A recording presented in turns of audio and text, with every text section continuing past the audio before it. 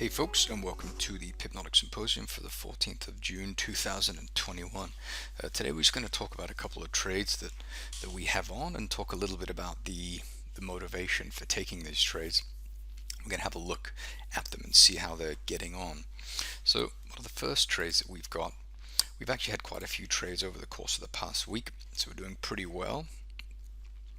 But let's have a look at the ones that are open. Let's start at this one here. This is, where is it? The Kiwi Japanese yen. So I'll start there. And so, first of all, let's see what trade that was. Okay, so this is a buy and sell zone trade. So the robot took this trade. I forgot to see, this is a 1 hour trade. So you go to the 1 hour chart here. Probably better do that here because the software is not gonna grab it otherwise. So let's see here. So we actually saw this trade right here.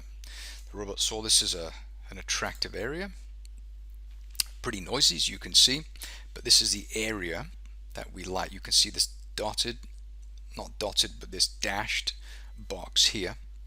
It said we like this area very much, so we want to trade that one. So the buy and sell zone robot opened the trade there, and the reason this is a nice area is because price departed. This is a lot of strength here. This is a beautiful pattern just here. I'm just going to draw that so we can see what it means, where we have price doing something, then it comes down, then it comes up, and then we do something like this where we have resistance.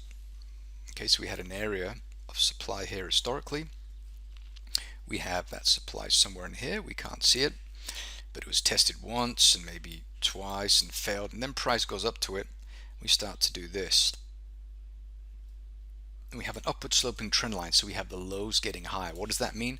Well, that means that we are building up pressure, and when you see the lows getting higher, the likelihood of price bursting through it is very high. Okay, so we saw that. We saw the exact thing. You see the lows getting higher here, and then price went up. We removed this. The slingshot was pulled back, so we're told where the beginning of the buy zone was. Okay, so that's our most expensive price we want to pay for that. Okay, so the order was put in below that at the area of demand. So if we look where price is now, price poked into that area very nicely, went a little bit deeper. We probably had some micro divergence going on. If we go to the 30-minute chart and have a look at the histogram, we'll just see what it's doing. We're probably seeing, this is probably going to be 15-minute. Yes, so here we're going to see these lower lows in price. We're probably going to see some green dots in the histogram. Yes, and we have those just here. You see these green dots being drawn? This is telling us that these lower prices are not telling us the truth. So this is what I refer to in many of my other videos as liquidity exploration. So we're looking for liquidity in the market to facilitate the real intention, which is to bring price higher. Okay, you can see we have low, low, low, but the strength of this asset is not supporting this, and so we're starting to paint these green dots. So this is telling us, okay, wait a minute, something's going on. We should not be selling. We should be a little bit careful. We're likely going to see price wriggle north. Okay, so price started to do this. We went up. And so this is just a really good confirmation that this is a nice area to buy. You can either wait for the asset strength histogram to start painting these dots, or you can get in via a big stones entry, as my dear friend Chris Laurie calls them, big stones. You put your limit order in there with confidence and you let it rip, and price pokes into the area and it does what it's going to do. And if you've chosen the area correctly, you've paid attention to the supply and demand creation consumption, which you can see by what we discussed just a minute ago with the red drawing, how you have an area that's tested and then it's consumed. Which area consumed it? It was that area that was the upward sloping, with the upward sloping trend line, that it burst through. If you do that properly, then you can see that pretty clearly. Okay, so this is what you're seeing here. So this is a really nice trade. Okay, so let's have a look at this one's still working. We have this one here. This is weekly demand. This is just getting going, and this is a really beautiful trade. So let's go to the weekly chart. Let's see a little bit of data here. Yeah, so we spoke about this quite a long time ago, where we have this here. We have the area of demand. Price pops north, so we have negative divergence. Price pops up, the slingshots pull back, and from this price point we go all the way up to here. That's huge, absolutely huge. Okay, so we don't want to pay a price any more expensive than this price. The slingshots pull back. This is an arrow pointing to the price you want to pay. We take it once, it holds, we do not move through this. We take it twice, and now we're expecting price to wriggle north to the opposing side of the market. Probably this little low here, we have resistance, support becomes resistance, also lining up nicely with this trend line, so we'll probably get out somewhere around here. We'll have to wait and see. But that's still working out. It's still working rather, so there's no clarity just yet in that trade, so we'll leave that.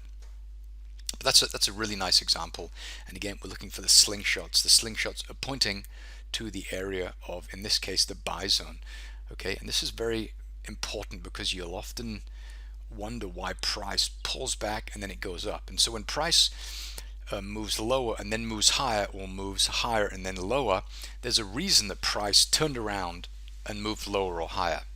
Okay, this is super important to understand, because when price moves into an area, it's not selling, it's liquidity exploration. We're looking for buyers. Okay, we're looking for buyers.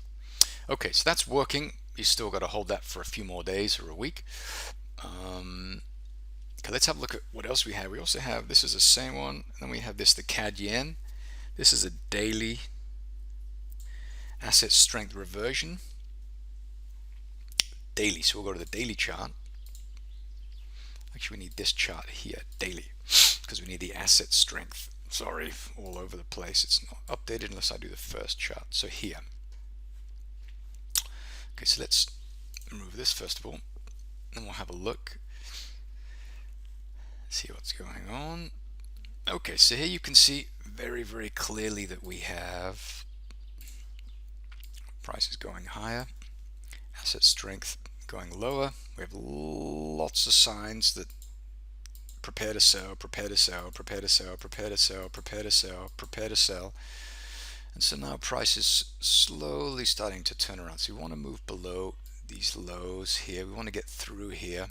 We need to get through here before we can expect price to continue moving lower. So we want to do something like this. Looks like we're forming an area of supply here. So if price manages to move that, we'll probably poke into this area of demand, which could either send price higher, testing the highs, or it could send it into the opposing side, which is this supply, because, well, it may be, if it manages to remove this small area of demand that was tested. Now we sat on it, so now we're doing actually the opposite that we saw in the other trade, where here we have an area of demand. Price moves up, we go at that, we test it, price comes down, we start to do this. You have the lower highs. This telling us we're probably going to pop, but we're waiting for that pop to happen. It hasn't happened yet. Once that happens, this is gone and this is qualified, so we'd sell here. But the asset strength reversion algo, it doesn't do that. It looks for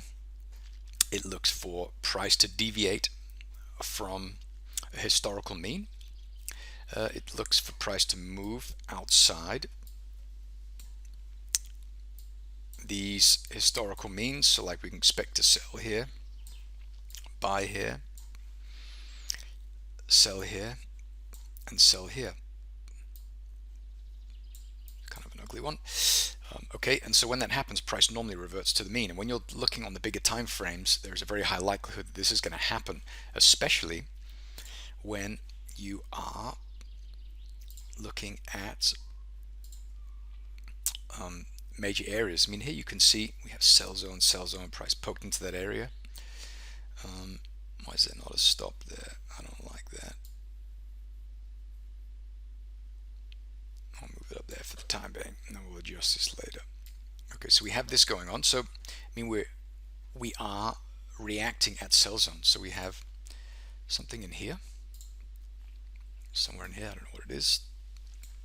Here, price we tested again. Now we're looking to move lower. Okay, so I mean the ASR is doing that quite often, where it's looking for a price point where price is typically going to move away from, and we actually saw this on this morning. Philip posted his euro yen trade, where was it the euro yen trade?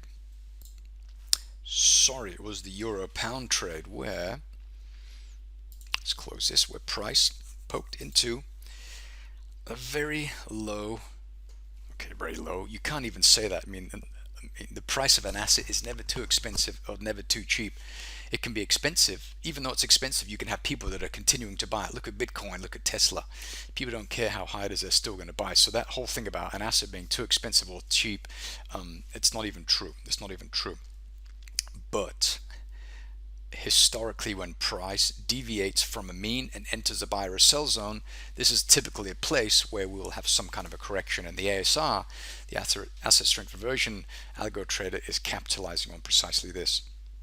And so it saw that while we were moving into an area where we historically retreated. Here, up, here, down, here, up, the same thing, got those dots, down, and here we have a few of them, and then we're moving up. So it's doing that. So it would sell here, it would buy here, it would buy here, and so on and so forth. Okay, so that's what it's doing. So this is a trade that that Philip caught today, and what did it do? It went right to the sell zone, more or less.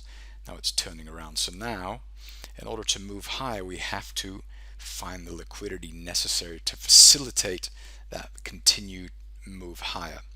Okay, and we have, you can see here, we had a test. There's something in here that may, supply, tested, consumed by something in here. We'll have a look in a second. And this, whatever it is here, will probably or potentially facilitate the move higher. So let's have a look and see that. This is not a trade that we've had, but we'll try and find that. Maybe it's a 1 minute even area. Yeah, so here we have it. We've got it right there. There it is. The buy and sell zone robot found it right here. So this is where we had something here.